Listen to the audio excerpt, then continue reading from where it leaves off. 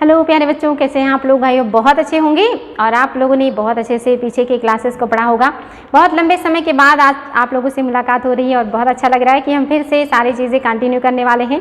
आज आप लोगों का इकोनॉमी का क्वेश्चन है। इकोनॉमी हम लोग बहुत पहले ही सारी चीज़ें पढ़ चुके हैं।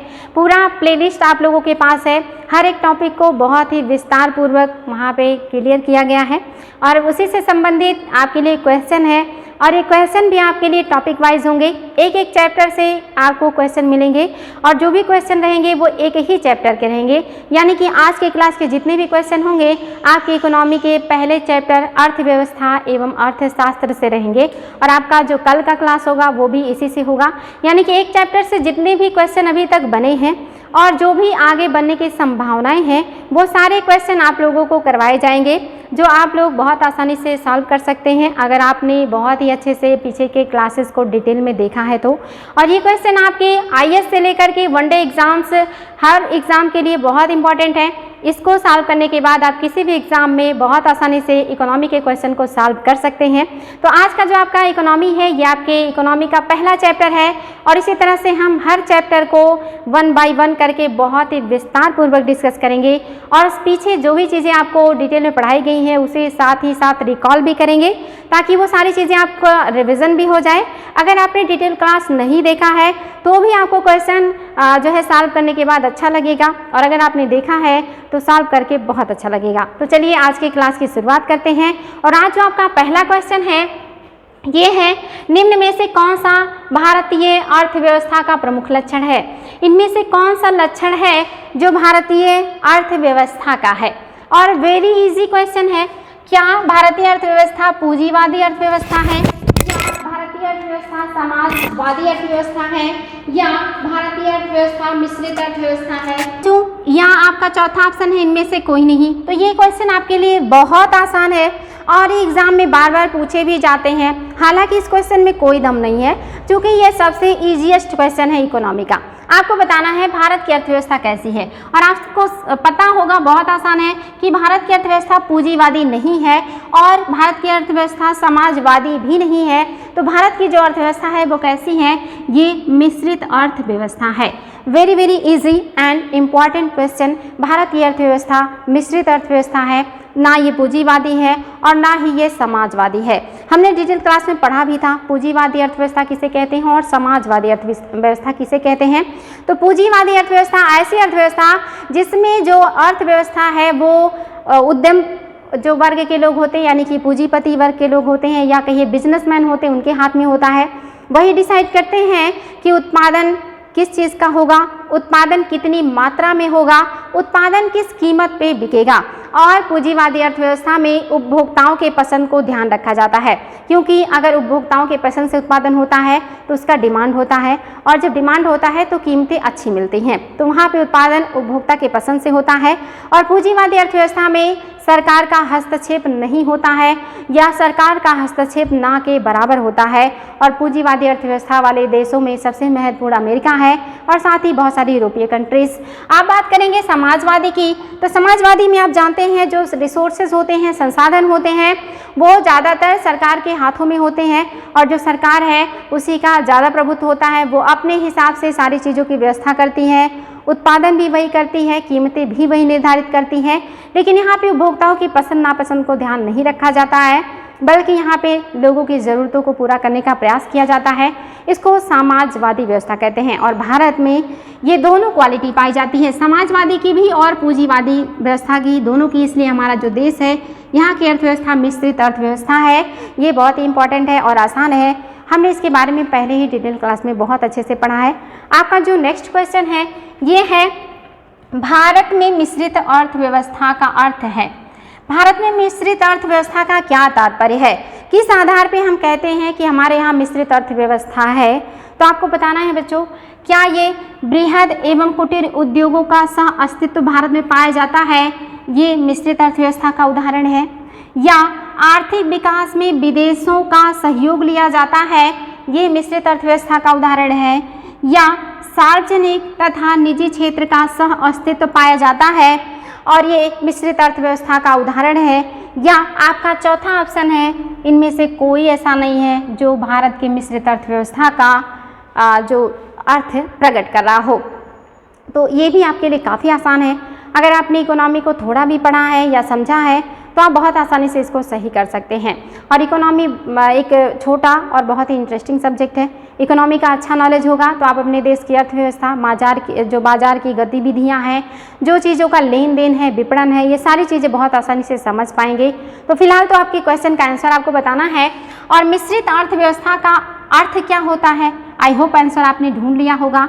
जहाँ पर सार्वजनिक और निजी दोनों क्षेत्रों का सह अस्तित्व हो, दोनों क्षेत्र मिलकर के काम कर रहे हो, उसी को कहा जाता है मिश्रित अर्थव्यवस्था। और आप जानते हैं कि निजी क्षेत्र का मतलब इसमें पूंजीवादी क्वालिटी पाई जाएगी और सार्वजनिक का मतलब इसमें समाजवादी क्वालिटी पाया जाएगा। ये दोनों ही क्वालिटी हमारे देश की अर्थव्यवस्था में है। लेकिन वर्तमान में आप देख रहे हैं जो हमारी गवर्नमेंट है, जो हमारा सरकार है, वो उनका जो झुकाव है वो निजी की तरफ या पूंजीवादी की तरफ ज़्यादा देखने को मिल रहा है, जो कहीं ना कहीं आगे चल के प्रॉब्लम भी क्रिएट कर सकता है।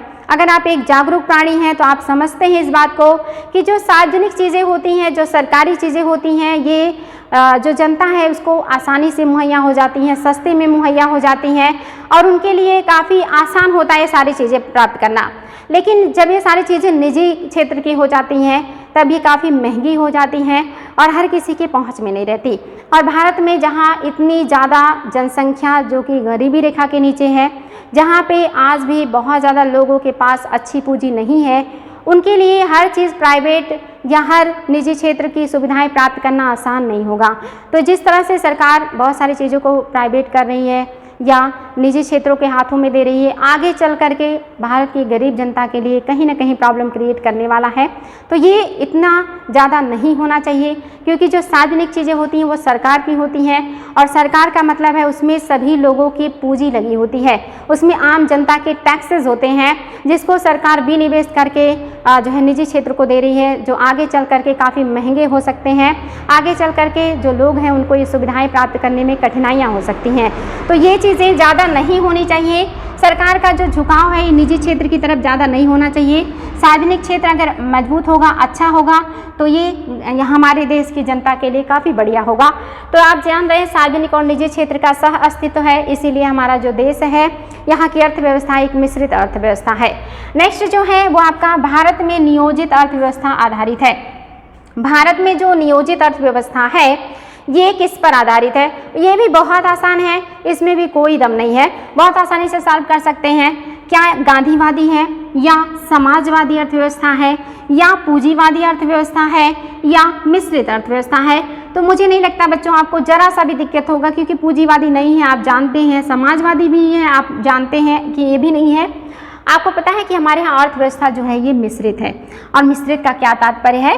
सार्वजनिक और निजी, यानी कि सरकारी और जो निजी लोग हैं इन दोनों का सह अस्तित्व पाया जाता है, दोनों लोग मिलकर के काम करते हैं। और ये बहुत अच्छा है हमारे देश के लिए, क्योंकि हमारे यहाँ बहुत ज़्यादा जनसंख्या जो है वो गरीबी रेखा के नीचे है और हमारे यहाँ सार्वजनिक चीज़ों का अच्छी क्वालिटी में होना, ज़्यादा संख्या में होना बहुत आवश्यक है। आगे है बच्चों जो नेक्स्ट है वो है एक्स देश में आर्थिक समृद्धि अनिवार्य रूप से होगी यदि। ये क्वेश्चन बच्चों आईएएस में आया हुआ है और ये क्वेश्चन काफ़ी आसान है। आपको पता होगा कि आईएएस के क्वेश्चन देखने में हार्ड लगते हैं, लेकिन अगर क्वेश्चन क्या पूछ रहा है, क्वेश्चन क्या कहना चाह रहा है, अगर हम उसकी प्रवृत्ति को अच्छे से समझ लें तो आंसर प्राप्त करना बहुत आसान हो जाता है। और यहाँ पे क्वेश्चन क्या कह रहा है? क्वेश्चन कह रहा है कि एक्स देश, कोई देश है जिसका नाम एक्स है, में आर्थिक समृद्धि अनिवार्य रूप से होगी। कोई देश है जो एक्स है वहाँ पे आर्थिक समृद्धि अवश्य होगी। ऐसा कब होगा? यदि ऐसा वहाँ पे क्या होगा कि वहाँ पे आर्थिक समृद्धि होगी, ये निश्चित है। तो आप बताएंगे क्या एक्स देश में जब विश्व अर्थव्यवस्था में तकनीकी प्रगति होगी तब यहाँ पे आर्थिक समृद्धि होगी, या जब एक्स देश में जनसंख्या वृद्धि होगी तब यहाँ पे आर्थिक समृद्धि होगी, या एक्स देश में पूंजी निर्माण होगा तब यहाँ पे आर्थिक समृद्धि होगी, या विश्व अर्थव्यवस्था में व्यापार की मात्रा बढ़ेगी तब यहाँ पे आर्थिक समृद्धि होगी। तो आप बताएंगे बच्चों कि कौन सी स्थिति होगी तो माना जाएगा कि एक्स देश में आर्थिक समृद्धि आएगा, वहाँ पे पूंजी या कहिए कि धन आएगा। तो ये बहुत आसान है। आपको पता है कि विश्व अर्थव्यवस्था में तकनीकी प्रगति से समृद्धि आएगी, निश्चित नहीं है। जनसंख्या वृद्धि तो समृद्धि के लिए बहुत ही नुकसानदेह है, घातक है। और विश्व अर्थव्यवस्था में व्यापार की मात्रा बढ़ेगी तो इससे समृद्धि आएगी, ये भी निश्चित नहीं है। लेकिन अगर किसी देश में या एक्स देश में पूंजी का निर्माण हो रहा है, पैसे का निर्माण हो रहा है, धन संपदा का निर्माण हो रहा है, तो समृद्धि आएगी, ये निश्चित है। यानी कि आपके घर में अगर लोग ज़्यादा से ज़्यादा रोजगार गेन कर रहे हैं, ज़्यादा से ज़्यादा वो सैलरी प्राप्त करके घर में ला रहे हैं, तो आपका घर समृद्ध होगा, ये निश्चित है। तो ऐसे ही किसी देश में अगर पूंजी का निर्माण हो रहा है तो वो निश्चित ही समृद्ध होगा। ऑप्शन नंबर सी आपका बिल्कुल सही है। नेक्स्ट है, केंद्रीय नियोजित अर्थव्यवस्थाओं में आर्थिक क्रियाओं पर किसका नियंत्रण होता है। यानी कि अगर कोई अर्थव्यवस्था केंद्रीय नियोजित है तो वहाँ पे आर्थिक क्रियाओं पर नियंत्रण किसका होगा? क्या उद्योगपतियों का नियंत्रण होगा, या बी निजी फर्मों का नियंत्रण होगा, या सी सरकार का नियंत्रण होगा, या डी उपभोक्ता का नियंत्रण होगा। तो आप बताएंगे बच्चों कि अगर किसी अर्थव्यवस्था में केंद्रीय जो नियोजन है इसका नियंत्रण है तो वो अर्थव्यवस्था कैसी अर्थव्यवस्था हो सकती है? वेरी इजी एंड आप इसको बहुत आसानी से बता सकते हैं। केंद्रीय मतलब क्या होता है? केंद्र में सरकार होता है और सरकार का जिस पर प्रभुत्व होता है वो कौन सी अर्थव्यवस्था होती है? आपने डिटेल क्लास में पढ़ा भी होगा और आज भी मैंने आपको शुरुआत में ये चीज़ बताई है। तो आपको पता है उद्योगपति तो बिल्कुल भी नहीं होंगे क्योंकि यहाँ पे सरकार का प्रभुत्व की बात हो रहा है। निजी फर्म भी आ गए उद्योगपतियों जैसे, ये भी नहीं हो सकता।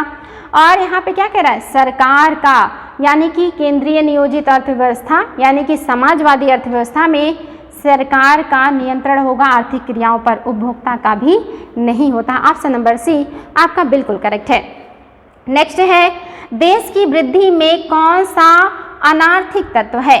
क्वेश्चन है कि आपकी देश की वृद्धि के लिए कौन से तत्व इसमें से ऐसे हैं जो आर्थिक गतिविधि से संबंधित नहीं है, यानी कि वो अनार्थिक हैं, उससे अर्थव्यवस्था से कोई लेना देना नहीं है, कोई रिलेशन नहीं है। तो क्या सामाजिक व्यवहार जो है अनार्थिक तत्व है, या प्राकृतिक संसाधन अनार्थिक तत्व है, या श्रम ऑब्लिक शक्ति अनार्थिक है, या पूंजी संसाधन अनार्थिक है? तो आपको बताना है बच्चों कि देश की वृद्धि में कौन सा है जो अनार्थिक तत्व है। बहुत आसान है, आपको पता है कि प्राकृतिक संसाधन भी हमारे आर्थिक जो है संसाधन है, श्रम और शक्ति भी अर्थव्यवस्था के लिए ज़रूरी है, और पूंजी संसाधन तो मस्ट है किसी भी अर्थव्यवस्था के लिए, सामाजिक व्यवहार नहीं है, ये आर्थिक संसाधन नहीं है। नेक्स्ट है आपका, भारत में बेरोजगारी से संबंधित मुद्दों का अध्ययन किया जाता है। भारत में बेरोजगारी से संबंधित जो मुद्दे हैं इसका अध्ययन हम किस में करते हैं? तो एक है आपका व्यष्टि स्तर पर, दूसरा है समष्टि स्तर पर, तीसरा है दोनों पर, और चौथा है इनमें से कोई नहीं। तो बच्चों आपको बताना है बेरोजगारी, व्यष्टि क्या होता है और समष्टि क्या होता है। आपने अगर डिटेल क्लास पढ़ा है तो मैंने वहाँ पे बताया है कि व्यष्टि मतलब होता है जिसमें एक उपभोक्ता हो, एक उत्पादक हो, एक फर्म हो, यानी कि सबसे छोटी इकाई, सबसे न्यूनतम इकाई जो अर्थव्यवस्था का लिया जाता है। लेकिन समष्टि में यानी कि बृहद स्तर का, ब्रॉड स्तर का अर्थव्यवस्था, जिसमें बेरोजगारी, जिसमें राष्ट्रीय आय, जिसमें बजट, जिसमें मुद्रास्फीति, जिसमें वो सारी बड़ी बड़ी चीज़ें इंक्लूड की जाती हैं जो पूरे देश के लिए होती हैं। तो अब आप बता सकते हैं कि बेरोजगारी या रोजगार किससे संबंधित है? तो ये समष्टि से हो जाएगा क्योंकि एक बड़े स्तर की बात हो रहा है, पूरे देश को इसमें लिया जाएगा। तो ये समष्टि अर्थव्यवस्था में आता है, बृहद स्तर की बात है।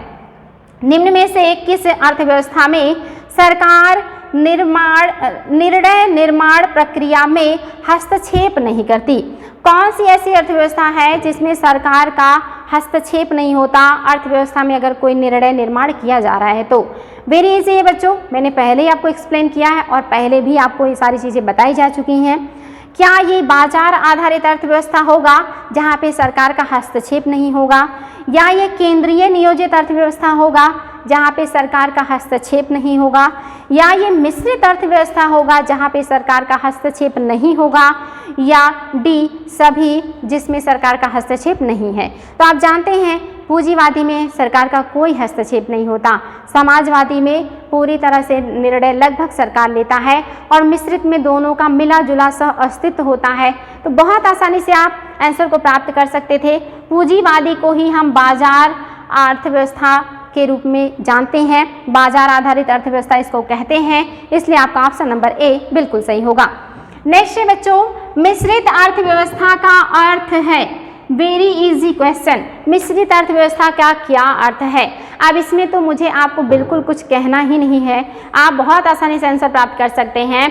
क्या जहां कृषि और उद्योग दोनों को समान महत्व दिया जाता है वो मिश्रित अर्थव्यवस्था है, या जहां राष्ट्रीय अर्थव्यवस्था में सार्वजनिक क्षेत्र के साथ साथ निजी क्षेत्र भी विद्यमान है वो मिश्रित अर्थव्यवस्था है, या जहां राष्ट्रीय अर्थव्यवस्था में भूमंडलीकरण की प्रक्रिया भारी मात्रा में स्वदेशी से प्रभावित हो वो मिश्रित अर्थव्यवस्था है, या जहां आर्थिक नियोजन और विकास में के केंद्र में राज्यों को समान भागीदारी दी जाए वो मिश्रित अर्थव्यवस्था है। तो अगर आपको मेन चीज़ पता है तो इतने भारी भारी ऑप्शंस आपको बिल्कुल नहीं डराएंगे, आप बहुत आसानी से आंसर को प्राप्त कर सकते हैं। ऑप्शन नंबर बी बिल्कुल सही है, जहां राष्ट्रीय अर्थव्यवस्था में सार्वजनिक और निजी क्षेत्र दोनों साथ साथ वर्क करते हैं इसी को मिश्रित अर्थव्यवस्था कहते हैं। ये आपको बहुत आसान लग रहा होगा बच्चों, क्योंकि आपको मिलता जुलता क्वेश्चन प्राप्त हो रहा है, ये विभिन्न एग्जाम में आए हुए हैं जहाँ पे शब्दों को बदल दिया गया है, इसीलिए आपको ये सारी चीज़ें एक साथ उपलब्ध करा रहे हैं कि इस तरह से अगर शब्दों को बदल करके क्वेश्चन बनते हैं तो उससे भ्रमित मत होइएगा।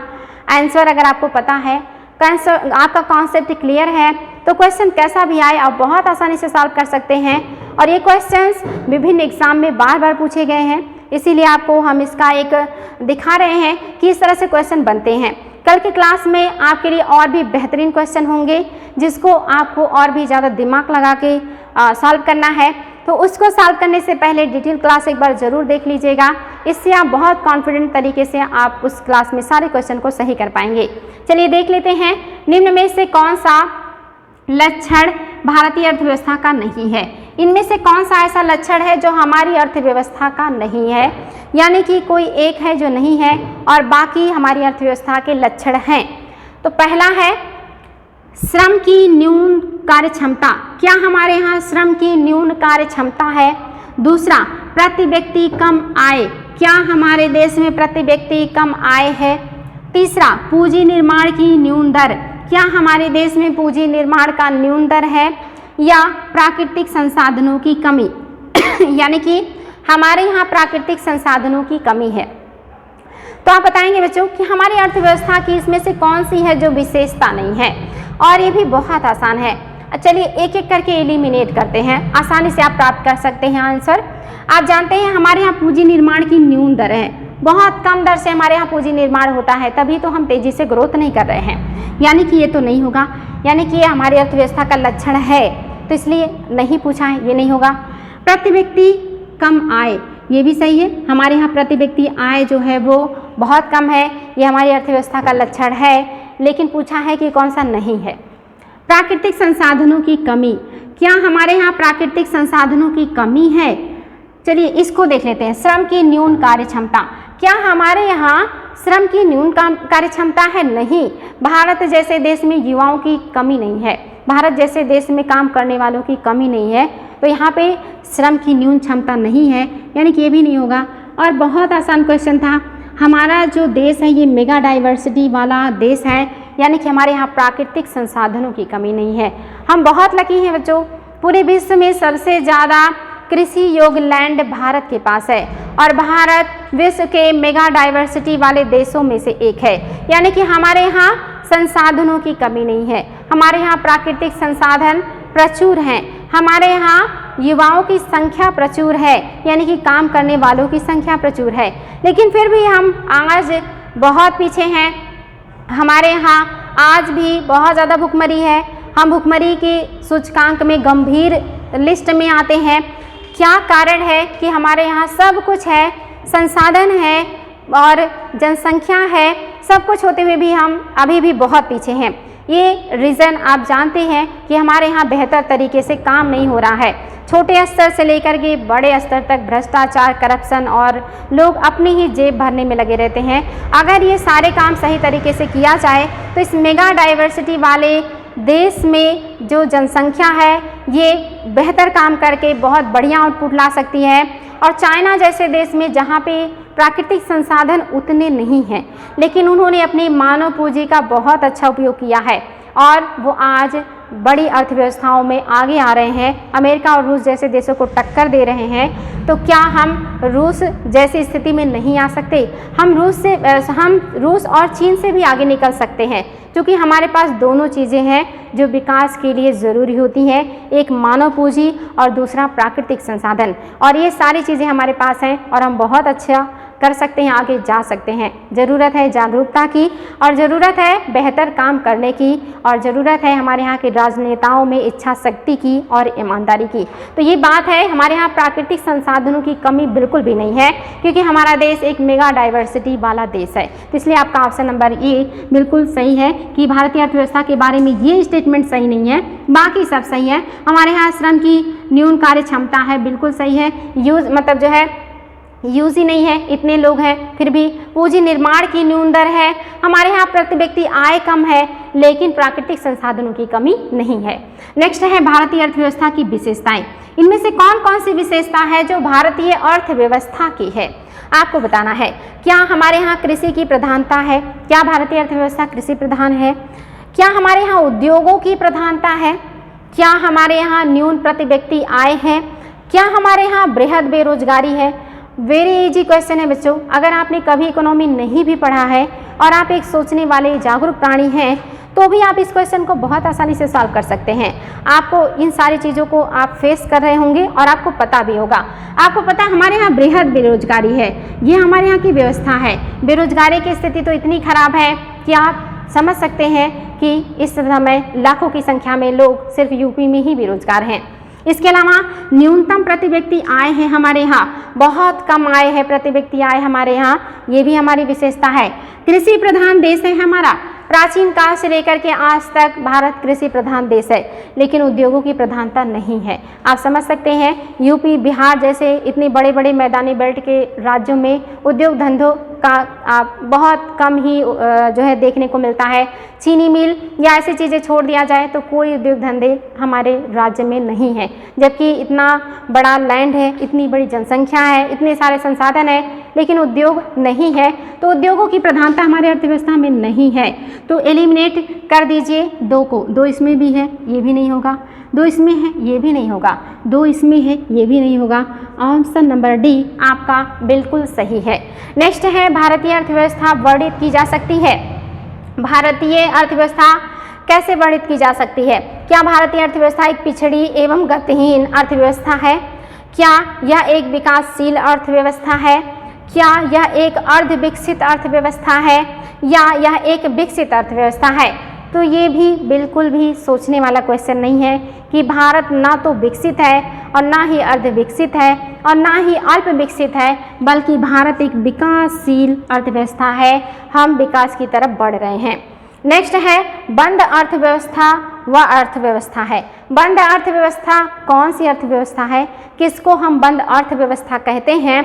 तो ऑप्शन में है मुद्रा पूर्ति पूर्णतः नियंत्रित होती है, इसे बंद अर्थव्यवस्था कहेंगे, या घाटे की वित्त व्यवस्था होती है, इसको बंद अर्थव्यवस्था कहेंगे, या केवल निर्यात होता है, इसको बंद अर्थव्यवस्था कहेंगे, या ना तो निर्यात होता है और ना ही आयात होता है, इसको बंद अर्थव्यवस्था कहेंगे।